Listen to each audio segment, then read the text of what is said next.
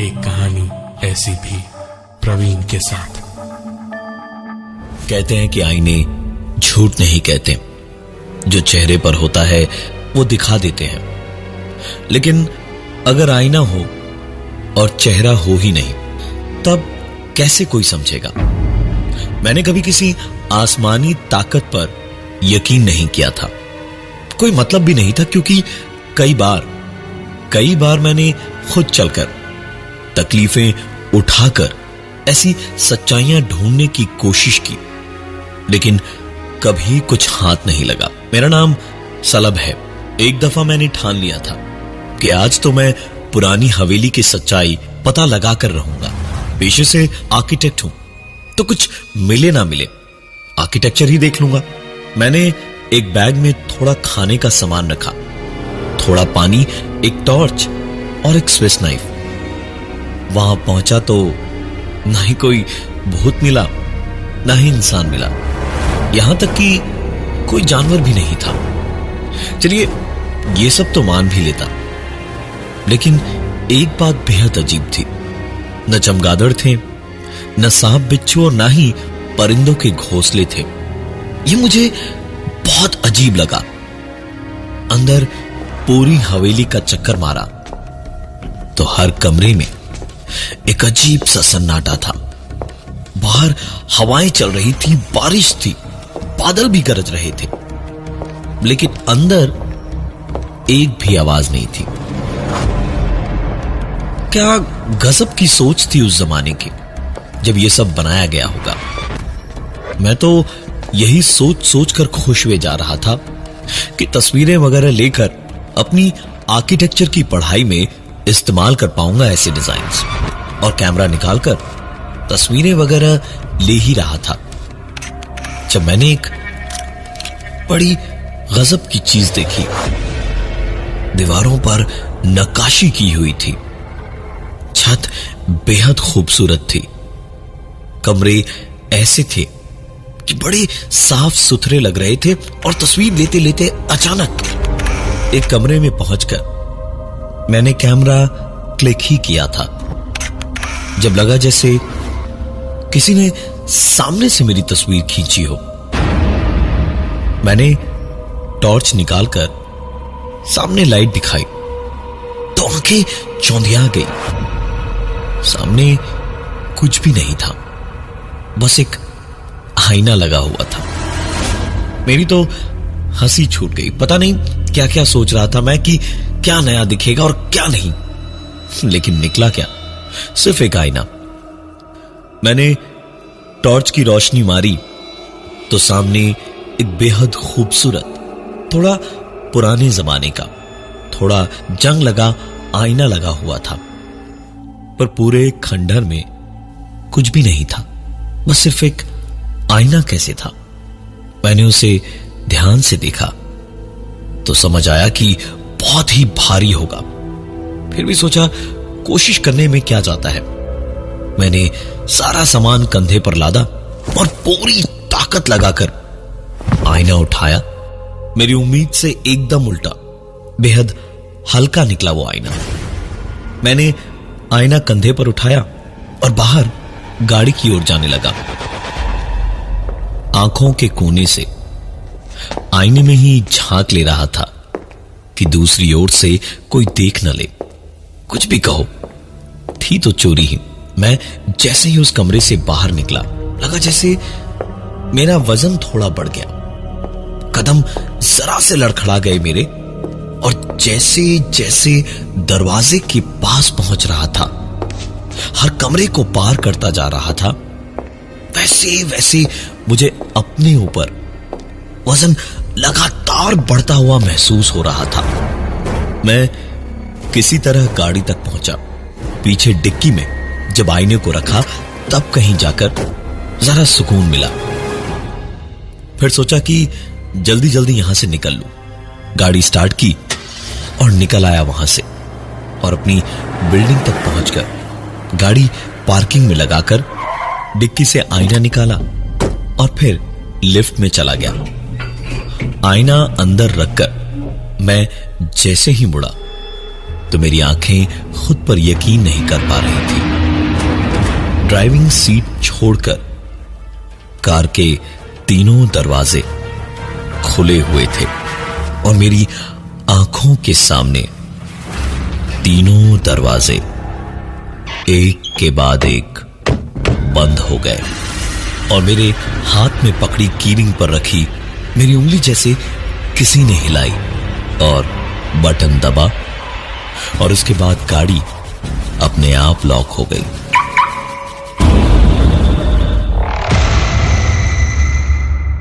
एक कहानी ऐसी भी प्रवीण के साथ। पुराने जमाने का एक एंटीक हाथ लगा था। कुछ खास पुराना तो नहीं था, लेकिन जो भी था काफी अच्छा था। लेकिन अभी जो देखा, महसूस किया, उसके बाद कुछ भी समझ पाना मुश्किल नहीं था। मैंने सोच लिया था कि करना क्या है। मैंने लिफ्ट का गेट बंद किया और चुपचाप खड़ा रहा। लिफ्ट ऊपर जाने लगी और मुझे समझ में आने लगा कि मैं लिफ्ट में अकेला नहीं हूं। मेरे साथ एक तो नहीं, ज्यादा लोग हैं। दिल ही दिल में जिंदगी में कभी जिस ऊपर वाले का नाम नहीं लिया था, उसका नाम मैं लेता जा रहा था। और जैसे जैसे मेरा फ्लोर आ रहा था, मैं दिल ही दिल तैयार हो रहा था। मेरे फ्लोर पर लिफ्ट रुकी तो मैंने झट से दरवाजा खोला, आईना उठाया और लिफ्ट से निकल के पलट कर बोला, ये मेरा घर है, मेरा इलाका है, चले जाओ वरना दिक्कत में पड़ जाओगे सबके सब। और उसके बाद आईना उठाकर किसी दबंग राजा महाराजा की तरह शान से अपने फ्लैट की ओर चल पड़ा। और गैलरी में मुड़ते ही जो मैंने देखा तो पाया कि मेरे घर का दरवाजा खुला हुआ था। मैं जानता था कि मुझे घबराना चाहिए था, डरना चाहिए था, लेकिन ऐसा हुआ नहीं। मैंने अब और जिद में आकर घर में घुसने के बाद लिविंग रूम में सामने ही आईने को लगा दिया और दरवाजे को बंद कर दिया। दरवाजे को बंद करने के बाद मैं सीधे अपने कमरे में गया और एक बोतल में थोड़ा होली वाटर पड़ा था, उसे हथेली में लेकर पूरे घर में छींटे मारे जा रहा था। और उसके बाद आराम से पलंग पर लेट गया और थकान के मारे नींद भी मुझे बेहद जल्दी आई। नींद में ही मुझे समझ में आ रहा था कि कुछ तो गड़बड़ थी, क्योंकि पूरे घर में लगातार चहलकदमी की आवाजें रह रहकर सुनाई दे रही थी। और नींद ऐसी आ रही थी कि समझ नहीं आ रहा था सपना देख रहा हूं या सचमुच ये सब कुछ हो रहा है। रात भर दिक्कत तो बहुत हुई, लेकिन नींद नहीं टूटी। और सवेरे जब नींद टूटी और आंखें खुली तो लगा जैसे आज के बाद कभी चैन से सो नहीं पाऊंगा। चहलकदमी की जो आवाजें सुनाई दी थी नींद में, वो सचमुच हुई थी पूरे घर में, लेकिन फर्श पर नहीं, पूरे घर की छत पर 3 अलग अलग जोड़ी पैरों के निशान थे। मैं क्या करूं क्या नहीं कुछ समझ नहीं आ रहा था। घर पे फोन करता तो सब परेशान हो जाते। बिल्डिंग में ही एक भैया थे, संदीप भैया, हमेशा सबकी मदद को तैयार रहते थे। सुना था कि ऐसे मामलों में भी मदद करते हैं। मैं सीधा उन्हीं के पास पहुंचा और उन्हें आईने की बात छोड़कर सिर्फ पैरों के निशानों की बात बताई। वो तुरंत मेरे साथ मेरे घर पर आए और घर में घुसते के साथ ही उनका मुंह बन गया, जैसे पता नहीं मेरे घर में बदबू भरी हो, गंदगी भरी हो। चलते हुए चारों ओर नजर दौड़ाते हुए अंदर जाने लगे तो दीवार पर लगे आईने के पास पहुंचते ही ठिठक कर रुक गए और पलटकर मुझसे कहा, मैं तो क्या, तुम्हारी मदद कोई नहीं कर सकता। तुम जानते नहीं कि तुमने क्या किया है। तुमने बहुत बड़ी गलती की है और अब सजा भुगतने को तैयार हो जाओ। इतना कह के संदीप भैया चिल्लाने लगे, तड़पने लगे, जैसे कि उनके बदन पर किसी ने खौलता तेल डाल दिया हो। वो चीखे जा रहे थे और बहुत बहुत बुरा हाल था उनका। और चीखे भी उनकी ऐसी थी जैसे वो अकेले नहीं चीख रहे थे, उनके साथ जैसे और कई लोग मिलकर चीख रहे थे। मैं किसी तरह उन्हें संभालने उनके पास पहुंचा और उन्हें पकड़ने की कोशिश की तो उनका चीखना अचानक रुक गया। एक कहानी ऐसी भी प्रवीण के साथ। पूरे घर में जहां अभी तक इतना भयानक शोर हो रहा था, वहां बिल्कुल सन्नाटा पसरा हुआ था। वो किसी बुत की तरह खड़े खड़े उस आईने में खुद को देख रहे थे। मैं उनके पास धीमे धीमे गया और कंधे पर हाथ रख के बस मैंने उनका नाम लिया, संदीप भैया, संदीप भैया, आप ठीक हैं? संदीप भैया पलटे, मुझे बड़ी अजीब तरीके से देखा और फिर पता नहीं क्या हुआ, अचानक बदहवास से पूरे घर में दौड़ने लगे और इधर उधर, कभी दीवार से, कभी फ्रिज, तो कभी अलमारी से जाकर पूरी ताकत से टकरा जाते। इससे पहले कि मैं अपनी जगह से हिल भी पाता, संदीप भैया पूरी तरह से लहूलुहान हो चुके थे। उनका इस दुनिया में कोई नहीं था। मैं तो वैसे ही घबराया हुआ था और अब डर भी मुझे बहुत लग रहा था कि पता नहीं क्या होगा। और मेरे डरने और सोचते रहने के बीच में पता नहीं कब संदीप भैया दौड़ते हुए खिड़की तक गए और 8वें माले के मेरे फ्लैट की खिड़की से नीचे कूद गए।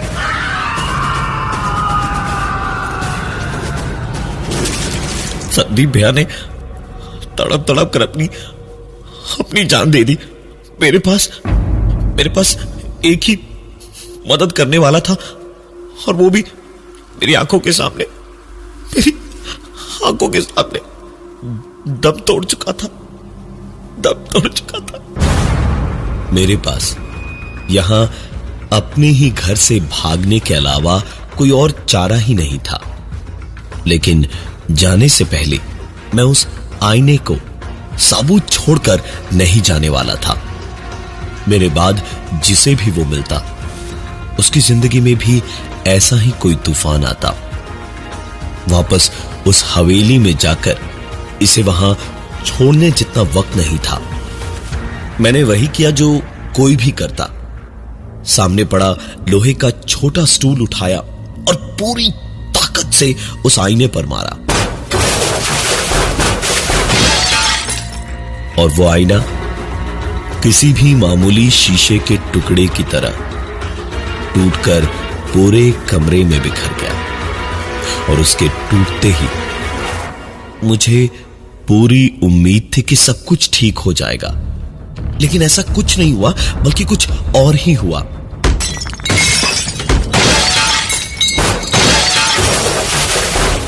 मेरे फ्लैट की दीवारों में अचानक से दरारें पड़ने लगी। सारा सामान अपने आप गिरने टूटने लगा। एक पल को लगा जैसे भूकंप आ रहा है और शायद पूरी बिल्डिंग गिर पड़ेगी। लेकिन पूरा फ्लैट उथल पुथल हुआ। चीजें टूट फूट कर जब कुछ और बचा नहीं टूटने फूटने को, तब कहीं जाकर सब अपने आप शांत हुआ और छत पर से एक बार फिर चहलकदमी की आवाजें आने लगी। वो आवाज दरवाजे तक गई। दरवाजा खुला और बंद हो गया। मैं घर से निकला नीचे संदीप भैया का हाल देखने, तो पूछताछ हुई। मेरी खिड़की से ही संदीप भैया की मौत हुई थी, इसलिए छानबीन हुई। मेरे घर में उन्हें जो चोटें लगी थी उनसे बने खून के निशानों की बिना पर शक मुझ पर ही आया और मेरी बेगुनाही का कोई सबूत ना होने की वजह से मुझे सजा तो हुई, लेकिन मेरे बयान की वजह से मुझे कुछ महीने ऑब्जर्वेशन में पागल खाने में रखने को कहा गया। लेकिन आज 2 साल हो चुके हैं और मैं यही पागल खाने में हूं। बाकी सब कुछ ठीक ही था, लेकिन जब मैं आईने में खुद को देखने जाता तब मेरे पीछे छत पर मुझे चलते टहलते 3 लोग दिखाई देते हैं जिनके हुलिये ऐसे हैं कि कोई होश में भी देख ले तो पागल हो जाए। एक कहानी ऐसी भी प्रवीण के साथ। यहां के डॉक्टर्स की गलती नहीं है। मैंने कितनी बार उनसे कहा है कि अंधेरे में आईना देखिए, कोई ना कोई जरूर आपको दिखाई देगा, लेकिन मानते ही नहीं है मेरी बात, सीधे शौक देने लगते हैं। और मैं बेहोश हो जाता और बेहोशी में ही चहलकदमी की आवाजें मुझे सुनाई देती है और आंख खोलते ही छत पर कदमों के निशान दिखाई देते हैं। मेरी एक गलती ने मुझे कहां से कहां पहुंचा दिया। एक गलती ने। मैं हूं प्रवीण और ये थी आज की एक कहानी ऐसी भी।